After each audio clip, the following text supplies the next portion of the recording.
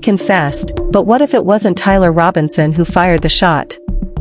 What if someone else is still out there, hiding, planning, waiting?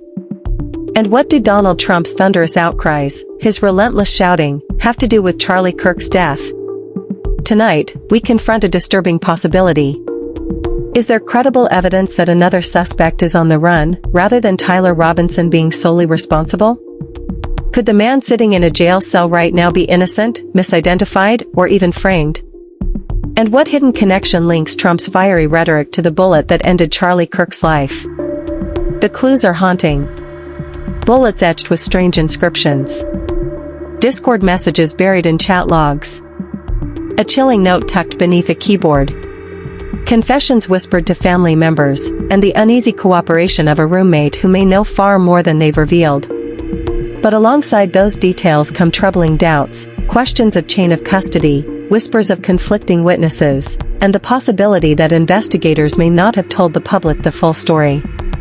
If you find this case as confusing or disturbing, as I do, hit like, tap subscribe, and drop a comment below telling me where you're watching from and what you believe.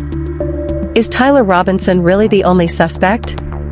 Because if we don't keep asking the tough questions, the truth may get buried, and that's letting down victims and justice alike. September 10, 2025. Utah Valley University, Orem, Utah. Students gather for what was billed as just another stop on Charlie Kirk's American Comeback Tour. The co-founder of Turning Point USA steps to the podium, his words sharp, his delivery confident. And then, it happens. A single shot, fired from a rooftop nearly 200 yards away. A distance of roughly 350 feet. The moment Kirk collapses, the auditorium erupts into chaos. Screams echo, students dive for cover, campus security rushes forward. Within minutes, local police and emergency responders flood the scene, sirens tearing through the quiet college town. Investigators scour the rooftop. Casings glint under floodlights. A rifle is recovered. Surveillance footage begins to circulate through FBI channels. A manhunt is underway before nightfall. But then, a twist. Amid the panic, a 71-year-old man named George Zinn steps into the spotlight. Shouting, "I shot him, now shoot me." He's taken into custody, but the confession unravels. Zinn had nothing to do with the killing. A false lead, or deliberate distraction? Within hours, the nation's eyes are fixed on Orem, Utah. The name Charlie Kirk floods headlines, cable news, and social media feeds. Bullet inscriptions discovered at the scene spread like wildfire online, each phrase dissected, debated, weaponized for political arguments, and for Mar-a-Lago, Donald Trump himself unleashes fury. His public outcries, his shouting, amplify the shockwaves, framing the killing not just as a tragedy, but as a symbol of America's dangerous political divide.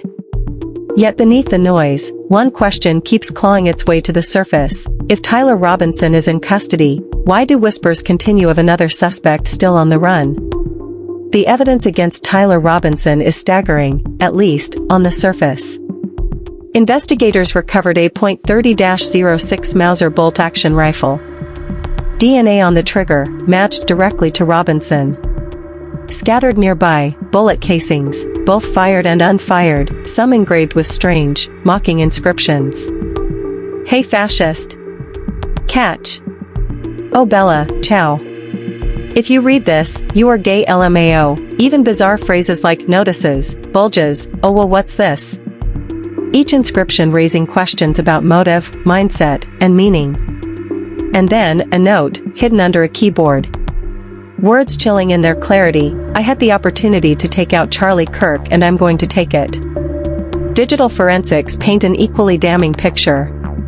Discord messages between Robinson and his roommate show him discussing the attack, even instructing the roommate to delete evidence. Family members say he privately confessed once he realized the FBI had surveillance footage linking him to the rooftop.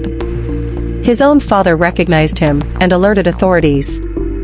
Taken together, prosecutors outline a clear chain, a week of planning, a rooftop vantage point, a rifle carrying his DNA, casings with inscriptions reflecting his thoughts, and digital trails tying him to the moment of violence. The case, on paper, looks airtight. But then come the cracks. Despite this mountain of evidence, there is no definitive proof that Robinson acted alone. Could someone else have been there, helping to prepare the rifle, setting up the escape? Could the inscriptions themselves have been staged or planted to fit a narrative? Early reports already sowed confusion, conflating details about Robinson's identity, ideology, and personal life. In the rush to frame the story, what else might have been missed? If the evidence really does point only to Robinson, why do whispers persist that another suspect may still be on the run? Tyler Robinson, 22 years old. From Washington County, Utah, the quiet desert city of St. George. On paper, he was ordinary. No serious criminal record. No long trail of violence. No clear warning sign that one day, he might be accused of carrying out a political assassination. But beneath the surface, investigators trace a slow and complicated shift. Robinson, once surrounded by a staunchly Republican family, reportedly began leaning toward more progressive views. Friends say this change was partly influenced by his partner, who is transgender, and by his growing discomfort with conservative figures like Charlie Kirk. In private messages, he called Kirk's speeches full of hatred, the kind of words he claimed were dangerous for people like him and those he loved. Yet contradictions pile up. His family, deeply aligned with MAGA politics, expressed shock and confusion. How could someone raised in their home diverge so dramatically? Even his online activity reads like a riddle, cryptic, meme-driven posts that wavered between jokes and something far darker. Is it satire, some asked, or a warning we missed? Psychologists warn that isolation and online echo chambers can create dangerous shifts. Robinson's case fits the pattern, ideological radicalization mixed with identity conflict. A young man caught between loyalty to his family, love for his partner, and the endless churn of online forums feeding discontent. And then there's the pressure. Surveillance footage spreading across social media. His own father recognizing him, handing him over to the FBI. The walls closing in before he could escape. But here's the question that refuses to go away: was Tyler Robinson truly the mastermind of this plot, or was he a pawn? A face caught on camera while someone else, still free, remains in the shadows? The case against Tyler Robinson did not come together on forensic evidence alone. It was the insiders, those closest to him, who tipped the scales. His roommate was the first domino. Cooperating with investigators, they handed over Discord logs, screenshots of conversations, even messages where Robinson allegedly gave instructions to erase evidence. Without that cooperation, so much of the digital trail might have remained hidden. Yet their role comes with a shadow. How much of what they gave investigators was full context, and how much was filtered? Then, the family. In one of the most haunting turns, Robinson's own father recognized him in FBI surveillance images.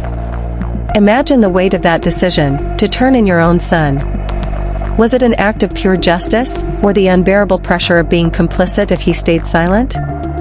Other relatives chimed in, describing Robinson's recent behavior, his shifting political views. Their words painted him in darker shades, but did those recollections come from memory, or from the need to distance themselves from suspicion? This is where the motives grow murky. Did the insiders act out of moral responsibility? Out of fear? Out of pressure from investigators? Or perhaps, in subtle ways, to protect themselves from blame, in a case already charged with politics? His roommate was the first domino. Cooperating with investigators, they handed over Discord logs, screenshots of conversations, even messages where Robinson allegedly gave instructions to erase evidence. Without that cooperation, so much of the digital trail might have remained hidden. Yet their role comes with a shadow. How much of what they gave investigators was full context, and how much was filtered? Ethical dilemmas multiply. The partner's privacy collides with public curiosity. Family loyalty crashes against the demand for public safety. And in the court of public opinion, every choice is judged harshly, to betray, or to enable. Some argue their cooperation is what made justice possible. Others whisper that trust was broken, that what investigators received may have been incomplete, cherry-picked, or even self-serving. In a story already blurred by politics, ideology, and grief, can we truly know if these insiders were guardians of truth, or pieces of a narrative still being written? Motive. It's the heartbeat of every investigation, the piece that explains the inexplicable. For Tyler Robinson, prosecutors argue, the motive was twofold.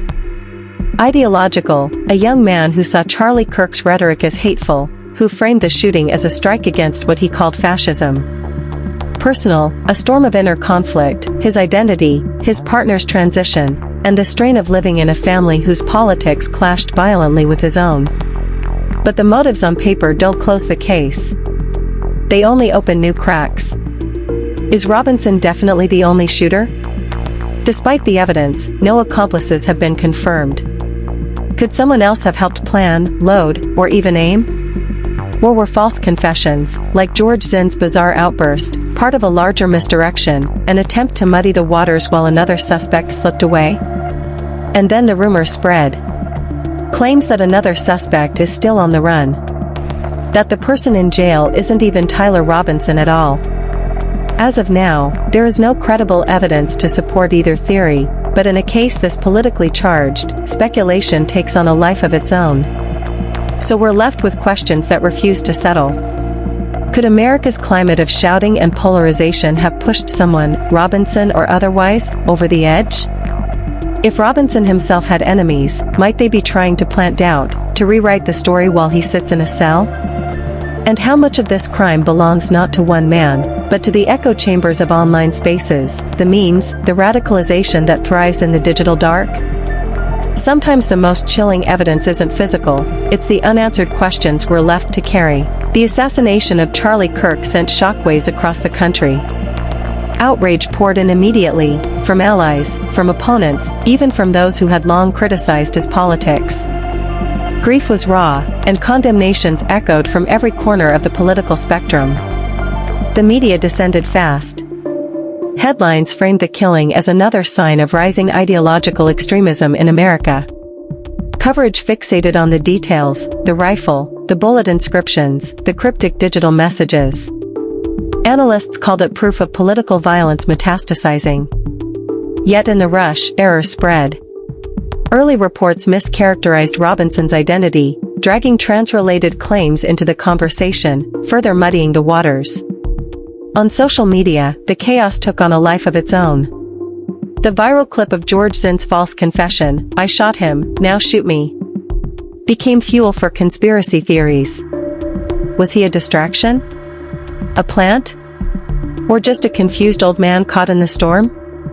Debates raged. Was this political hate? Domestic terrorism? Or the desperate act of a troubled young man? On the right, voices blamed radical leftist ideology. On the left, some pointed to the radicalizing effect of extremist rhetoric. Polarization deepened, each side wielding the tragedy as proof of their fears. And beneath it all lay a darker truth. When political speech is drenched in hostility, when shouting replaces dialogue, the line between words and violence begins to blur. Surveillance footage, online images, and half-formed rumors become the scaffolding of entire narratives, whether true or not. In this storm of outrage and misinformation, one danger rises above all: the rush to judgment. False confessions, conspiracy theories, and the noise of social media threaten to bury the truth before it's even found. Tyler Robinson stands charged with the assassination of Charlie Kirk.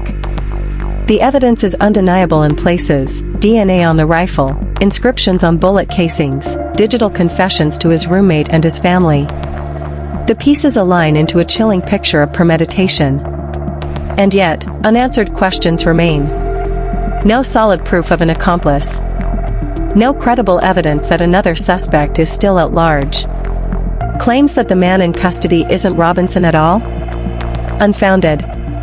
But in the noise of politics and rumor, doubt has a way of surviving. Donald Trump's furious public statements have only amplified the case, embedding it firmly within America's political divide. The killing of Charlie Kirk has become not just a tragedy, but a battleground for ideology, for narrative, for truth itself. So here is the question I leave with you. In a climate this polarized, how do we protect free speech, and at the same time prevent political violence? If an assassination can be fueled by ideology, memes, and online echo chambers, what safeguards should we demand from ourselves, and from society? If you think justice is already served, or if you believe more questions must be asked, leave your thoughts in the comments below. Don't just watch, speak. Like this video, subscribe if you believe truth matters more than partisanship, and share it with someone who needs to hear the full story. Because this case is still unfolding. New evidence, new disclosures, they could change everything. Stay tuned, and stay critical. And remember, if we let silence or confusion win, we become complicit in letting truth slip away. If you walk away without asking the hard questions, you hand injustice another victory.